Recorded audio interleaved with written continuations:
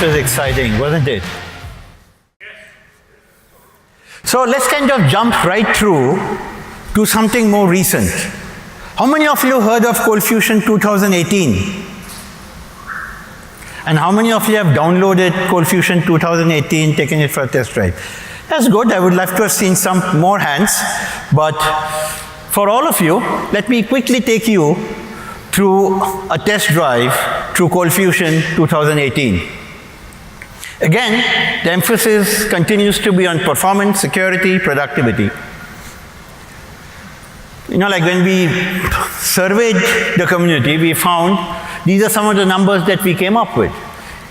Essentially saying that most of you are totally involved in driving performance and scale. Security is really important, and the 72% is the one that possibly pleases me most, because this is something that we've been driving over the last 4 or 5 years, requesting all our customers to aggressively apply the security patches that we come out every 3 to 6 months. And I'm happy to note that number continues to rise at 72. And for the remaining 28, my urgent request would be, look at this aspect very seriously. There are some seriously bad guys out there who are ready to attack you, your system, your data. So please help us to help you, and I think we can do a lot better than 72% next time we are up here on stage.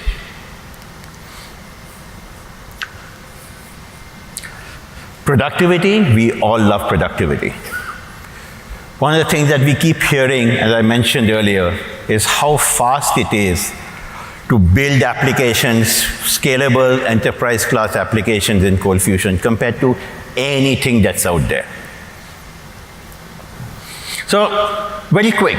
So on the speed side, ColdFusion 2018, straight out of the box, without you making a single line code change, will run 45% faster than CF11 and about 30% faster than CF 2016. When we tested ColdFusion 2018 over MVC frameworks like Coldbox, right, we saw an improvement of about 24% on the sample applications. Framework 1, we saw an improvement of 33%. Learn CF in a week, when we tested our application on that site, we saw a whooping 47% improvement. Now you all know that 30% is kind of the mean. Some of your applications, depending what code you have, what functions you use, will run much faster, maybe 47, 50%. Some may be a little less than 30%. But then on average, you should be expecting a 30% improvement of your performance straight out of the bat. This is clearly the jewel in the crown for this release, right? The performance monitoring toolset. Right? It's a comprehensive end-to-end performance monitoring tool that you can use to not only debug, but also to trace exactly where your problems are and possibly take corrective action. So let's kind of quickly go through the high points of the PMT, and I think we have sessions in this conference talking a lot more deeply about it. The first one is standalone setup. So what we've done is, in ColdFusion 2018, every CF server has been data instrumented to send data to a data store within your firewall. We now recommend that you should install the PMT on a separate machine other than your main servers. And what the TMT is also connected to the data source. What this architecture allows you to do is to get extreme scale, right? So even if you have systems which is running at 15,000, 20,000 requests per second, after enabling PMT, you will not see any discernible loss in performance or overhead because we are logging these things. The second one I want to talk about is end-to-end performance management. So as we all know, who've been in the performance gig, that performance issues can be everywhere. It could be in the connector, it could be in the server, it could be in the system, it could be in the application that you've written. So the PMT allows you to quickly track a throughput lag to a database latency to a line of code, all through 3 simple clicks of your mouse button. It's fantastic power that you have and fantastic level of detail that you can gather about how your systems are running. AutoDiscovery is really cool. So what AutoDiscovery does is, you just have to define your subnet, and the PMT will recognize automatically all the ColdFusion servers and databases and the cluster architecture within that subnet. You don't have to do anything. And every now and then, if your servers go down, it recognizes it's gone down. If you want to remove a server, you can do that straight. And once it recognizes it, it's able to kind of represent that very easily on a graphical platform on the PMT and overlay that graph with performance indicators. It's an absolutely cool dashboard to have, and it's a must-have once you start migrating to 2018. Auto-tuning of connector is a really, really nifty piece of software that we have. Essentially what we do is, we sit and watch traffic in and out of connectors.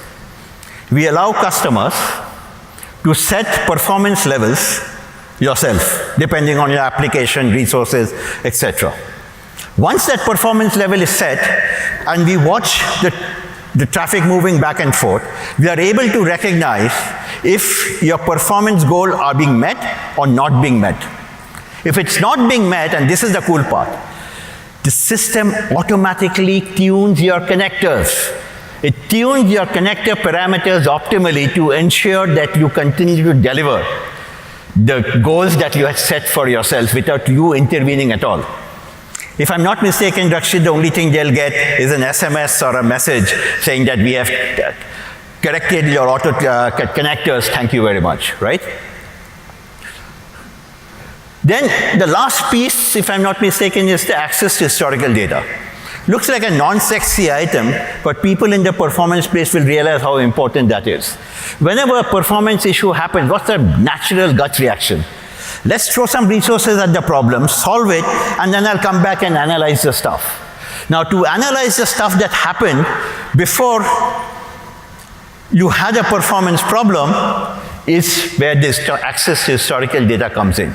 You're able to go back in time. You're able to go back in time and look at the data as it stood maybe at 1023 when you started to see this problem and exactly analyze what was happening. Now there's one more nifty thing that you can do, guys. What you can do is you're able to have 2 settings. One is called, I think, deep granular setting, and one is a normal setting. So just before you start throwing resources at the problem, switch on to granular setting. So what will happen for the next 1 hour or 2 hours, you'll get really geeky, deep, granular understanding of your system. You don't want to keep this setting on for a really long time, because then the throughput, your databases will start collapsing with the amount of information we are pumping. But just for that period of time, you can now switch on the granular setting, which is immensely cool and gives you a huge amount of insight what's happening in your software. Distributed caching systems. We realized that we had a little bit of a gap in our support to distributed cache. So straight out of the box, we support 4 distributed cache engines out of the box. And they are JCS, Memcached, Redis, and the existing EH cache. Now we go one step further. Now you may be using a distributed cache which is not one of these 4. Our platform now allows you to connect any distributed cache engine out there onto the platform, and we'll make it work. And it doesn't end there. We also realize that every application will have different requirements of the cache. So we allow you to configure your settings of your cache appropriately for depending on what kind of application you're using. Safeguarding. So in the past, we used to have the lockdown guide, and you've heard me speak a lot about the need for you to use the lockdown guide and to protect your software. But that lockdown guide used to be 85 pages long, and I will not even go into how many instructions there are in those 85 pages.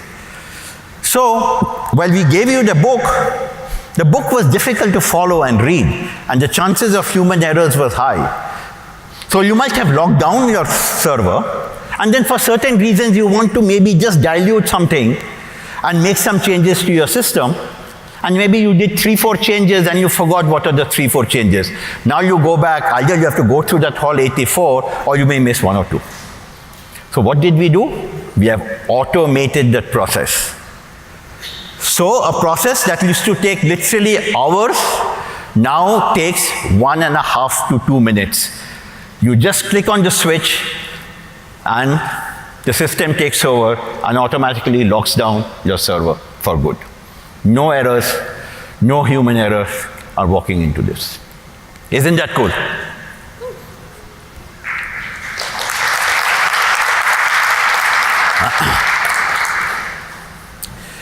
We've obviously done a lot of work on the REST services, on performance, but we always felt that we had 3 major gaps in our solution. The first gap was around discovery. The next gap was around debugging of REST.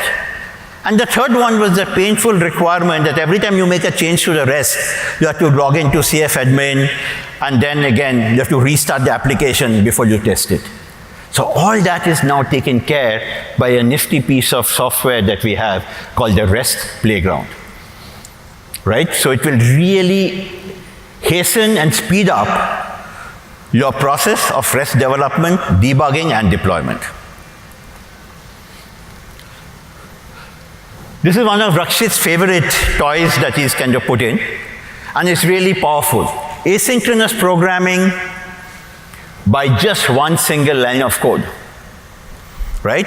So you can now, instead of doing synchronous programming, identify the pieces, maybe IO-intensive processes, make them parallel, run one simple line called future equal to run async magic function, and then your main thread can continue.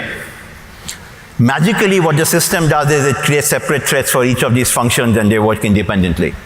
And then when the main thread is willing to kind of go back and get the results from these child threads, they can use the future.get function and get the answers. Normally, you'll sit on a signal and possibly get the results when the data is ready. Really, really fast, improves your turnaround time massively.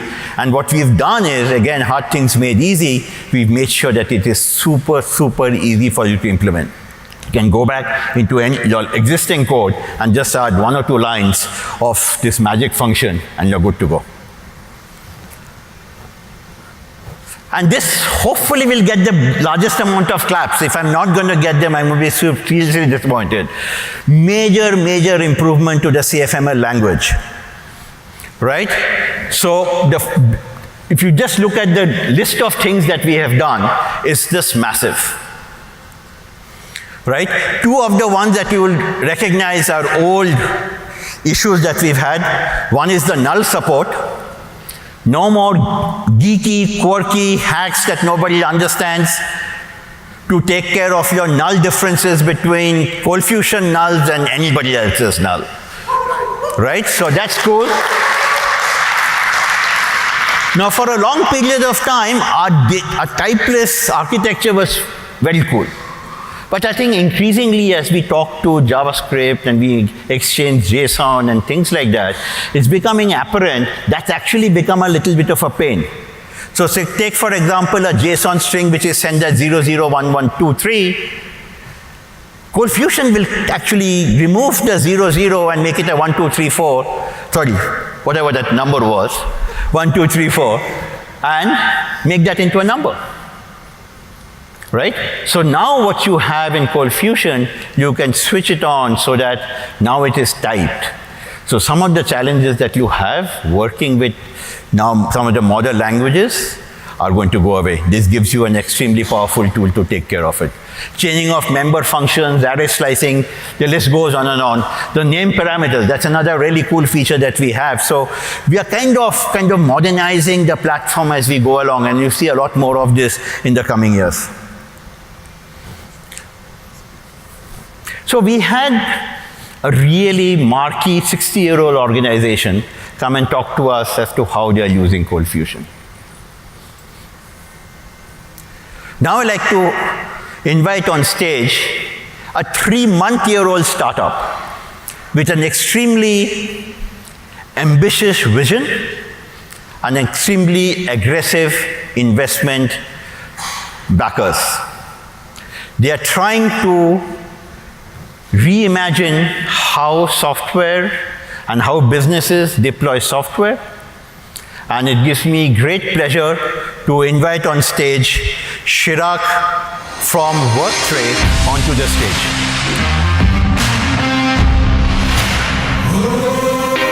Good morning.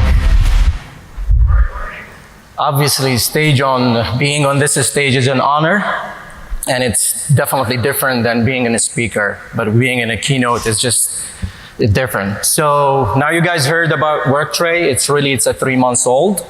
I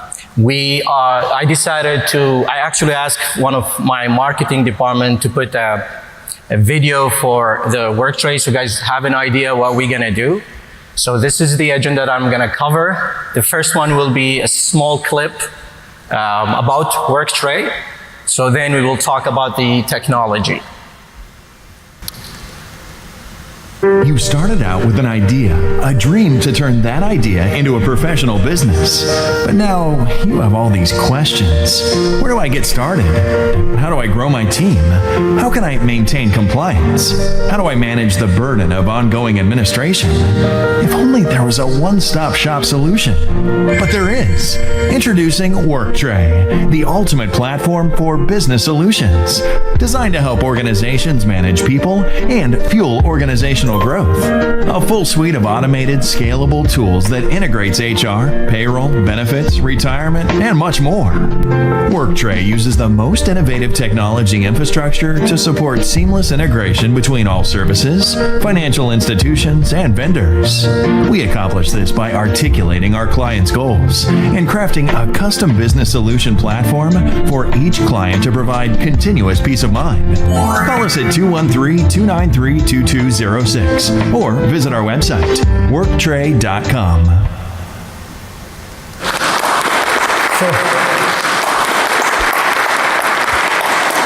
That will make my presentation much easier because now you have an idea. Now the questions comes up, what is the difference between Worktray and there's a Workday, other companies, probably similar business type. First, it is a human capital management system. Currently, we have that as a full service with payroll and HR management and benefits. But there was a problem between, how they can integrate all these systems with each other. Most of the time, the financial institutions are different companies, and the retirement benefits are different companies, and the payroll. The data transfer between these companies, surprisingly, is still by FTP. So the FTP file, and you know what that means. When you FTP file means comma delimited or fixed length, and if it's a one problem you have, then it's gonna affect the other system. And sure enough, most of the time there was a lot of problem going on, even with names. So one of the problems I can remember having is somebody's name was O'Reilly and it has an apostrophe at the top, was causing the system to blow up on the other end. And a lot of things, one of the names was null, and the problem is Cold Fusion at the time doesn't know what null is, so I'm so glad we have the null support. And we always was joking around with saying Cold Fusion null way and .NET null. So it's like they never understand each other. So I'm so glad now we have in 2018 null support. So going forward, we have a big vision on Worktray. it's not only going to be human capital management, it's actually full business solution platform. What does that mean? If you have a business, you want to start a business, probably you're thinking about how I'm going to do my payroll, one of them obviously, your HR, everything else. And also you might think how I'm going to do my accounting, my tax, my IT. If you are in a startup, you're going to do search online and you're going to hire a bunch of people, try to find out the best services for your company. I give an example for a medical office. Let's say a doctor, they want to buy another doctor office, already established doctor office. Probably that doctor is trying to retire, now selling his business. We are going to make that connection through a buy and sell process with third parties, with partners. So they come into Worktray, it's going to be one place, drag and drop system. It's like a shopping mall. They pick the services they want. We take all the heavy lifting by shopping around for them.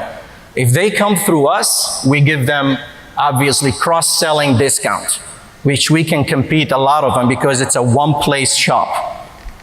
So they pick their business they want to buy. If they don't have the money to buy that business, so we will offer a loan for them. If they're going to ask, oh, we need also accounting, we're going to offer accounting for them. Tax, we're going to offer tax for them. Payroll, HR, and the whole 9 yards. Technology. This was, the biggest challenge for me to put together the technology. How are we going to implement all this? We decided to go with cloud hosting with AWS. So all our servers hosted on AWS. Application server, we are using 2016 and 2018. Cold Fusion recently we started. And obviously we're running on Microsoft IaaS. And also we do have a .NET server. And the reason we have a .NET is because a lot of the applications we already have running on .NET, so we continue that process. And there are benefits in both sides, like which application to use where to the right solution. Diving more deep, the front end, we're going with Vue.js, jQuery, TypeScript, obviously Bootstrap. So what we decided, making sure that our front end completely separated from a server. We don't want any server to run the front end. So we put the heavy lifting of the UI to the browser. Let the browser take care of that. Then we are heavily going to be invested in an API manager connecting with Cold Fusion and .NET. We have a .NET APIs and we have a Cold Fusion APIs too. So the nice thing about the API manager, it doesn't care about the kind of the API that you're using. You can use both. You can use a .NET API connecting to the Cold Fusion API manager and managing it in one place. So that's one of the main probably reasons that we are using the API manager. It's so fast, you don't even feel that layer, what's going on the API manager side. SQL Server, that's our backend. That's a lot of people. I'm very familiar with SQL Server. Probably, it's been many, many years I've been doing that. Surprisingly, I'm not putting on the slides. I decided to take it over. You'll be surprised. We also investing a time on the blockchain technology because we have a lot of data that needs to have historical save on it. That's why we decided, let's explore the blockchain technology. And I haven't put it there just because it's not 100%. We're going to go that route or no. Lastly, my experience. I wanted to share the experience that I had during this process, since it was, for me, was the first time dealing with investors. I've been always a developer. I worked as a manager. I worked as an architect, but I never had the chance to work with investors. So I thought, let me bring that experience that I had to the audience. It was so interesting. I had so interesting discussion when you see these people, they have zero knowledge about technology, but they talk highly about technology, and they pretend that they have a lot of information about the technology. So when one of the investors was telling me what technology you're gonna go for, so I said .NET, and he was like laughing, face big smile. And then I said Cold Fusion. And he raised his hand like, what is Cold Fusion? I said, it's one of the technologies, Adobe has it, which is very vibrant. And he said, you know what, but I heard that nobody's using it anymore. I said, okay, but who told you that nobody's using it? Do you know that Cold Fusion is the most consistent platform that has updates every 2 years? Go take a look to PHP, and go take a look at .NET. So every time I was trying to come around with the questions, he come up with another questions coming. He told me, but it's expensive. And this guy first, he told me he doesn't know anything about Cold Fusion. Apparently he knows, but he's just trying to play around. So I said, it's expensive. Why are you gonna pay for a 9,000 server? You could have do .NET and it's a free. I said, really, that's interesting. I said, do you know that Visual Studio, the professional version, costs $4,000 for each developer? So we have 4 developers. We're gonna buy that for $4,000. So the silence shows up all of a sudden. And then I showed comparison, because what they do also, they have their own technology savvy people. So I had another meeting to prove that certain things need to be done in Cold Fusion. And obviously the winner part of, in my situation, was PDFs. I give an example of 2 PDFs projects. One was written, since I know .NET, one was written in .NET and one was written in Cold Fusion. Man, you gotta look the code in .NET. It was like open, read line, stream the line, copy, move this page to that page. And then I show them single line Cold Fusion, do this exactly the same thing. And that's where the next thing came up about finding developers. That's why I put developers community. It's like, we can't find any developers for Cold Fusion. And surprisingly enough, even developers says, we can't find Cold Fusion jobs. So they contradict with each other. I said, I don't need a Cold Fusion developer. I need just the smart people. I need a student. I need an intern who just graduate, who understand technology. We hired 2 students. They both started as a junior, 3 months. As I said, we are 3 months old. I just give them a couple training courses. I even used the Adobe initiatives. They went through it, and they were so happy. Said, "Oh, this is so easy compared to anything." And they are right now actually writing APIs. It's very simple. So you don't need to make the assumption that we only need the Cold Fusion developers. I prefer not a Cold Fusion developer. I prefer anyone that's interested to learn something new.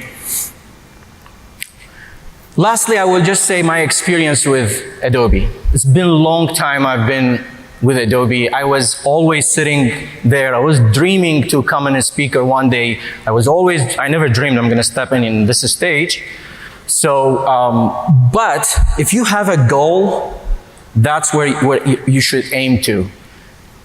Adobe, I have a good experience with them. None of the languages that I've learned, including .NET, you can have access to the engineers.